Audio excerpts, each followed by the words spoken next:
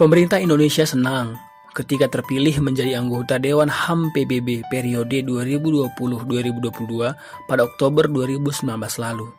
Waktu itu, Menteri Luar Negeri Retno Marsudi mengatakan dengan terpilihnya Indonesia, maka akan ada kerjasama lebih besar untuk memperjuangkan kemajuan dan pemajuan HAM, termasuk di dalam negeri.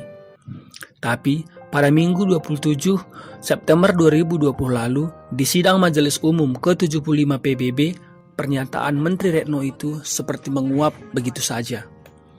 Semuanya bermula ketika Vanuatu, negara kecil yang penduduknya tak sampai 0,5 juta dan luas wilayahnya hanya 1/10 dari luas Pulau Jawa ini, menunjukkan perhatian kepada dugaan pelanggaran hak asasi manusia Indonesia di Papua.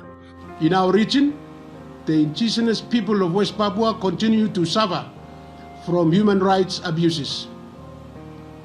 Last year, leaders from the Pacific Islands Forum respectfully called on the Indonesian government to allow the United Nations Office of the Human Rights Commissioner to visit West Papua province. To date, there has been little progress on this front. I therefore call on the Indonesian government to please heed the previous call of Pacific leaders.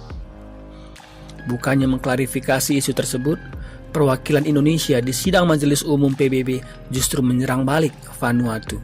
Pernyataan tajam keluar dari mulut diplomat Indonesia, Silvani Austin Pasaribu.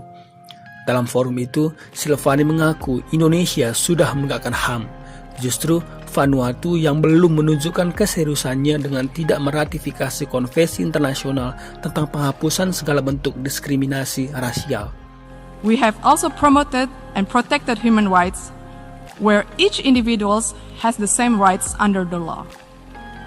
Furthermore, we have ratified the International Convention on the Elimination of all forms of racial discrimination. While interestingly, Vanuatu has not even signed it. Ucapan Silvani dalam forum internasional itu seperti melemahkan janji Retno ketika Indonesia terpilih sebagai anggota Dewan HAM PBB. Saat diingatkan untuk memperkuat penegakan HAM di dalam negeri oleh Vanuatu, Silvani malah mengangkat ketentuan PBB agar negara tidak mencampuri urusan domestik negara lain, termasuk soal HAM. Let me tell them the following. To do what is right is to respect the principles of non-interference in the domestic affairs of other countries. And to do what is right, it is to respect the sovereignty and territorial integrity of other countries. Vanuatu memang tidak hanya sekali menyinggung soal isu pelanggaran HAM di Papua. Beberapa yang teranyar adalah pidato mantan Menteri Perdana Vanuatu, Carlot Salwai pada 2019 dan pernyataan Vanuatu dalam sidang Majelis Umum PBB ke-73. Tapi, Vanuatu juga punya alasan untuk itu. Bagi Vanuatu yang berada di kawasan Pasifik, orang-orang Papua merupakan bagian dari masyarakat Melanesia. Karena itu, Vanuatu merasa punya kedekatan identitas untuk mendukung Papua menentukan nasib sendiri melalui referendum. Ini merupakan harapan besar sejak Vanuatu merdeka pada 1980. Perdana Menteri pertama Vanuatu, Walter Hedilini, menyampaikan Vanuatu tak akan sepenuhnya merdeka sampai seluruh Melanesia terbebas dari kolonialisme.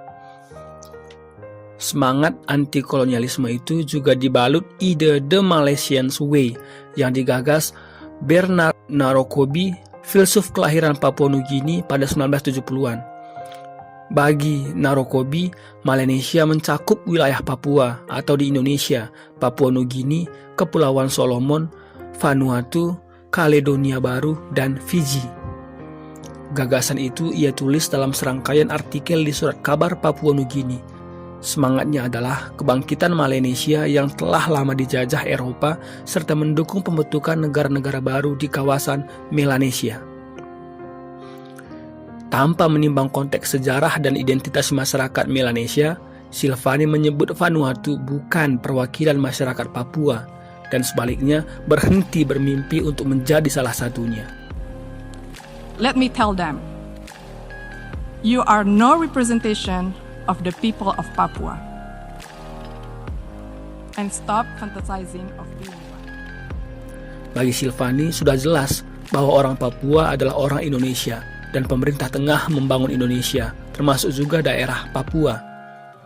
Tapi bagaimana jika ada orang Papua seperti Beni Wanda, Ketua Persatuan Gerakan Pembebasan Papua Barat atau United Liberation Movement for West Papua, yang memperjuangkan kemerdekaan bangsanya?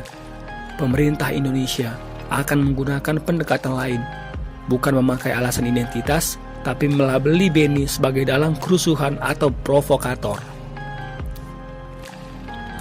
Pangkal pernyataan Silvani sebenarnya sederhana. Dia tidak terima Vanuatu mendikte Indonesia terkait kebijakan yang harus dijalankan.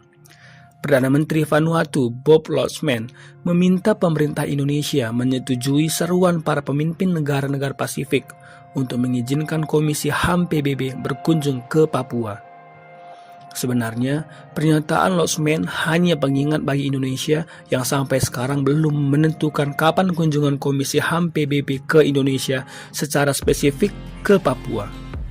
Lodgman menyampaikan bahwa sampai sekarang hanya ada sedikit sekali kemajuan terkait wacana tersebut. Indonesia sudah pernah mengundang Komisioner Tinggi HAM PBB Zeid Ra'ad Al Hussein ke Jakarta pada 2018 silam. Dalam kesempatan yang sama, Presiden Joko Widodo mengundang Zeid ke Papua. Saat ada kerusuhan besar di Papua tahun 2019, wacana kunjungan kembali bergulir. Tapi lagi-lagi, Indonesia tidak bisa memastikan atau memberikan visa kunjungan bagi perwakilan PBB. Pada kenyataannya, memang wacana itu tidak mengalami banyak kemajuan. Sejak dibatalkan pada Januari 2019, Indonesia belum menyiapkan lagi kedatangan perwakilan PBB. Pada 2018, Vanuatu juga pernah mengingatkan hal serupa. Tapi seperti sekarang, Indonesia justru menuding balik Vanuatu tanpa menjawab tudingan soal pelanggaran HAM di Papua. Meski disamarkan sebagai bentuk keprihatinan terhadap hak asasi manusia, intensi dan aksi Vanuatu mengancam kesepakatan internasional tentang prinsip hubungan baik antar negara dan integritas kemerdekaan dan batas wilayahnya. Bukan hanya Indonesia yang mengulur-ngulur kunjungan perwakilan PBB, bahkan kadang ada juga yang menolak. Zeid pernah mengecam makin banyaknya negara yang tidak memberikan akses bagi perwakilan PBB dalam sidang Dewan HAM PBB tahun 2016. Di antaranya adalah Venezuela, Iran, Korea Utara, dan Suriah. Indonesia memang sudah mengizinkan beberapa perwakilan PBB datang untuk meninjau soal kemiskinan, kesetaraan gender, dan berbagai hal lain. Tapi, sejak tahun lalu, Indonesia belum membolehkan perwakilan Komisioner HAM PBB. Amnesty International menemukan ada 95 orang yang meninggal di Provinsi Papua dan Papua Barat. Sebanyak 85 diantaranya adalah orang asli Papua. Menurut Direktur Amnesty International Usman Hamid, bukan hanya kelompok separatis, tapi warga sipil juga menjadi korban penembakan TNI dan Polri di Papua atau di Papua Barat. TNI menyatakan setiap ada tindakan kekerasan itu pastilah karena ada tindakan separatisme.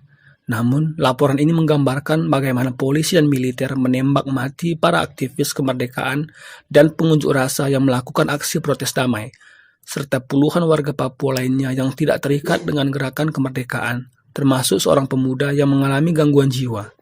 Tapi, alih-alih membuktikan benar tidaknya laporan tersebut, pemerintah justru menuding Vanuatu mengada-ngada. Menko Polhukam Mahfud MD menyebut dirinya bangga dengan pernyataan Silvani. Bagi Mahfud, gugatan soal Papua di forum internasional sudah ada sejak 2016. Beberapa negara sudah memilih mundur dan hanya menyisakan Vanuatu. Kendati demikian, dugaan pelanggaran HAM di Papua terus berlangsung.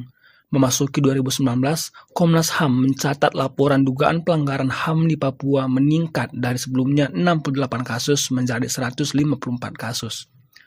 Baik Silvani maupun Mahfud tidak menyinggung fakta ini. Pernyataan keduanya mendorong publik percaya tentang tidak adanya pelanggaran HAM di Papua. Alih-alih mendorong publik sadar akan pentingnya HAM bagi setiap manusia dan pelanggaran HAM adalah sesuatu yang buruk, pemerintah justru seperti memberi angin segar bagi munculnya sikap rasis masyarakat Indonesia yang juga kerap ditujukan kepada orang Papua dengan merisak Vanuatu melalui media sosial.